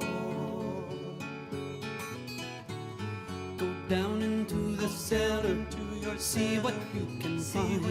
If the barrels are not empty, hope you will be kind. You will be kind. You will be kind with your apple and strawberry. For come no more a soul until this time next year. Soul cake, please good missus, a soul cake. Apple, a pear, a plum, a cherry, any good thing to make us all merry. 1 for Peter, 2 for Paul, 3 for him who made us all. The streets are very dirty, my shoes are very thin. I have a little pocket to put a penny in. If you haven't got a penny, a halfpenny will do. If you haven't got a halfpenny, then God bless you. Soul cake, please good missus, a soul cake. Apple, a pear, a plum, a cherry, any good thing to make us all merry. 1 for Peter, 2 for Paul, 3 for him who made us all. A soul cake, please good missus, a soul cake. and put up there a brother, cherry other. Now it makes us all merry when we eat of Christmas. Breathing the greatest song, breathing the comfort and joy.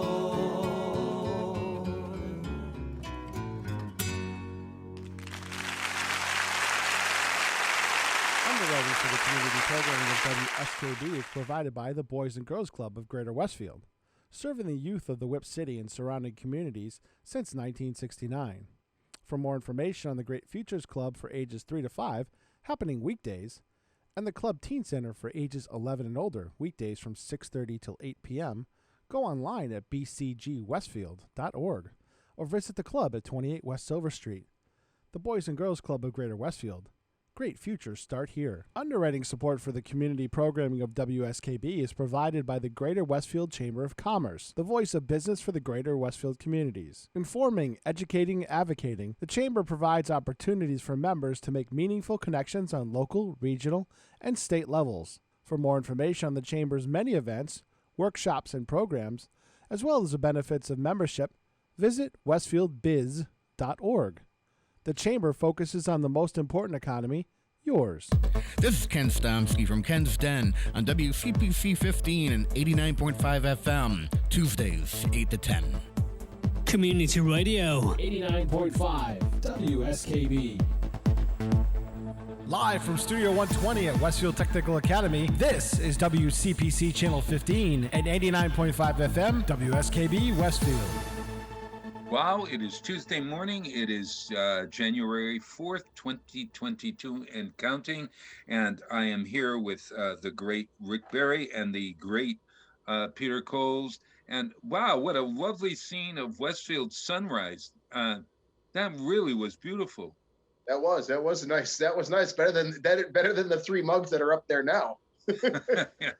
Yeah, you get a double dose of 2 of us. Yeah. Oh boy. Hey, did you know that today is a diet resolution? Well, it's Diet Resolution Week, and and I think it's Diet Resolution Day or something, Lose Weight Day or something like that. Have you ever had a diet that? I don't think that you've ever had this problem, Rick. But both Peter and I have struggled. You've had a weight problem ever? Oh, Rick? Oh yeah. When I graduated from high school, I weighed over 300 pounds. No. Wait a minute. Yep. Mm-hmm. Yep. So tell us. Next time you see Danny Knappich, ask him if he remembers me when I was in high school. Yes. I am flabbergasted. Did you know Peter? I was a big boy. Yeah. I had no idea. I did not. No. So what happened? How? Well, I think it was after I graduated from high school that I realized we were at a friend's shop. He worked at Atlas Brass and Aluminum over in West Springfield. And we were kind of just on a Saturday walking around the shop where they did cast moldings and stuff like that. And there was a huge scale over on the thing. And just for ha-has, I went over and stood on it and went, what the? And realized that, I had to do something. So, I started exercising and working out and, really wasn't losing the weight at all, wasn't doing anything. And then really found the sport of volleyball that changed me from that. I was able to play even when I was that heavy and that big, to be able to move around, and just started playing. And then I really just started watching what I was eating, and it took quite a while for me to get down to at least a decent weight. Mm-hmm. And then there's been ups and downs and things like that. So yeah. Are you prone to that? Because ever since I've known you, and it's been a long while, you've always been a thin, I would describe you as wiry almost. Yeah. I mean, that's not you're handsome, right. and you look great. I always envied wanting to be able to not have to do that line here as you go down my, boom, boom, boom. Yeah, I've got that too. I just hide it well, so. I don't know. from Peter and my standpoint, you are a beanpole. Right. But I love to eat, though. That's the thing is I love to eat. I'm a good cook. That's another problem. Yeah. That's your problem. Yeah. And what I've learned is since I'm cooking for an army, I like to cook for an army. I make one meal and then I save one meal and then I give the rest to my girlfriend and her family. Well, that's a good idea. Yeah, so they love it because there's at least 1 or 2 days a week where she doesn't have to cook at all. Yeah. By the way, breaking news from WGGB: Eric Lesser is running for lieutenant governor. Yeah, I saw that earlier. Not with a running mate, just on his own. By himself, yeah. Wow, very interesting. That would be an interesting pair. Maura Healey and him. Oh boy. Well, or if a Republican governor wins, you could have a split ticket. You could. Yes, you could. Oh wow, it'd be like George Washington and John Adams. You know, back in the old days, the president of the United States was president, and the second person who came in with the next number became vice president. Right. Believe it or not. Yep. Yes. Yeah. So it'd be similar to that. Do you think either one of them have a weight problem that we need to solve with Diet Resolution Day? Not Eric Lesser. No, not at all. Neither one of them. Hey, I got to tell you a story about my a diet that I invented. That I'll be right back, Bob. Pardon? I'll be right back. Oh, okay. All righty. I was going to New York City for the second time. I went to New York to make my career in film and television, et cetera, in the 70s or so. And then I went again when I was turning close to 40. And the second time I went, I said to myself, I have to lose weight, because I was teaching school and I was eating everything and all of that. And I was maybe at that point 180 or so, 190. Now I'm like close to 200 and over 200, which is terrible. I've got to lose this. So at any rate, I said, I got to do this, and I don't have much time because I just finished Godspell on Cape Cod in the summertime. I had about 2 or 3 weeks to lose weight. So I said, well, how am I going to do this? So I said, I'm going to I was working at Fred's Turkey House in Cape Cod. There's a Fred's Turkey House. So the turkey, I said, I'm not going to eat the gravy and the turkey. I'm going to eat something else. So I was living with, we had just done Godspell, and another woman and I, Ann Rodney and I, had gone, we were sharing a motel room. And I just mean sharing a motel room. Mr. and Mrs. John Smith, because they didn't allow cohabitation during those days. So we had to lie and say that we were a married couple living in a motel for 2 weeks. Holy God, now that I think about it. So, Bob, you're scandalous. Yes, it's exactly right. So I invented this. You take a cup of rice, okay, and you cook a cup of rice. And then you take a can, maybe a 15-ounce can, is that 14-ounce can of stewed tomatoes, and you cook that. And in the can of stewed tomatoes, you take a small can of tuna fish, and you heat the tuna fish with the stewed tomatoes, and you once your cup of rice is cooked, you throw it onto a plate, and it's this big mound of rice, and then you put on top of it the tomato stuff and the tuna, and you eat that. It takes you 10 minutes to eat. It's a lot of food, okay? And then for a snack later, I would have a piece of toast in the morning, toast and butter in the morning, and then at night I wouldn't have lunch, and then I would have this big meal at night, and then for a snack, Bob, can I just say that sounds disgusting? Yeah, it does sound disgusting, doesn't it? Except stewed tomatoes and tuna fish just don't go together. Oh man. Oh, you try this. It's so incredible. I'm telling you, I lost maybe 15 pounds in like 2 weeks.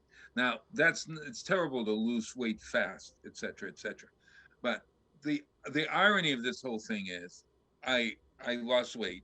And I happen to be telling Jim Quinn's sister, who's married to a doctor, about it. And he was saying, Bob, it's not such a bad thing. You've got your carbs, you've got your vegetable, and you've got your protein, and then your little fiber with the popcorn, et cetera, et cetera. So he had a client who kept complaining about not being able to find a diet that was going to work. And he gave the man my diet. The doctor gave the man my diet. The man came back and he said, it's the best diet he ever had. He lost so much weight on this diet, and he learned to love stewed tomatoes and hot tuna. Hey, Bob. I'm telling you now. Bob, try it tonight. I'm going to save this still forever. My mouth is watering. I'm going to save that still forever. Look at the look on everybody's faces.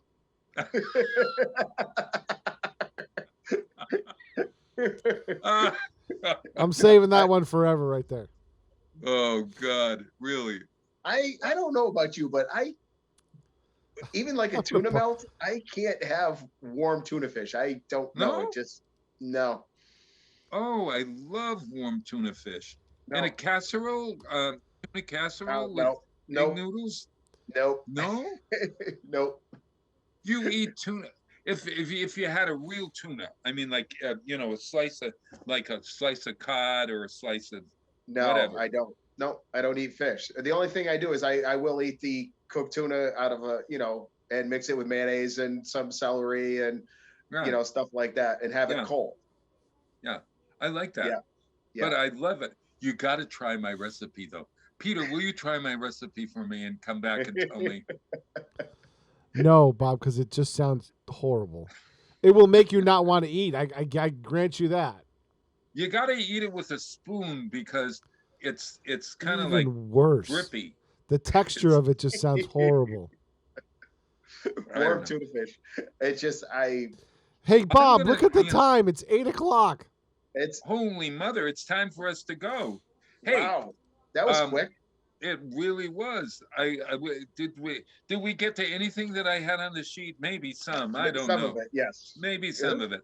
Hey, it was almost the fastest 2 hours on radio. Yeah, the fastest 2 hours. Oh God, the fastest 2 hours of my life. Hey, everybody, teach your children something good this year. Teach them to love one another and teach them that the world is not as frightening as it seems. Teach them to be strong and faithful, et cetera, et cetera, et cetera. That's my thing. I'm sticking to it. And I'm going to play a trio. Crosby, Stills, and Nash's song, Teach Your Children, I thought would be a nice one to end with. Hey, I love the new year with my friends, Rick Berry and Peter Coles. And I love that you watch Be Good to One Another and get out there and volunteer. WestfieldOnWeekends.com is where you find out things that are happening, especially at the Westfield Creative Arts Center, where there's lots happening. So teach your children. See you next time. Bye. Bye, Rick. See you, everybody. Peace.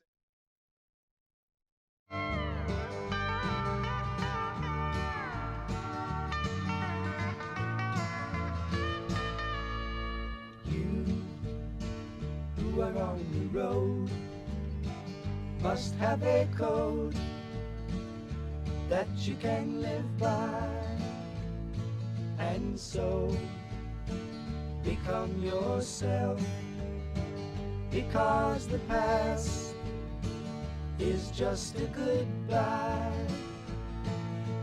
Teach your children well, their father's hell did slowly go by, and feed them on your dreams, the one they picked, the one you know by. Don't you ever ask them why, if they told you you would cry. So just look at them and sigh, and know they love you.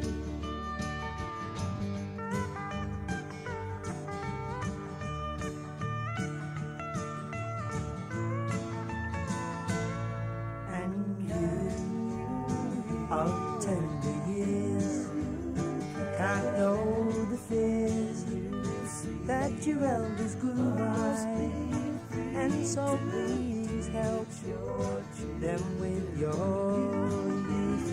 They see the truth before they can die. Teach your parents well, their children's hell will slowly go by, and feed them on your dreams, the one they picked, the one you know by. Don't you ever ask them why, if they told you you would cry. So just look at them and sigh.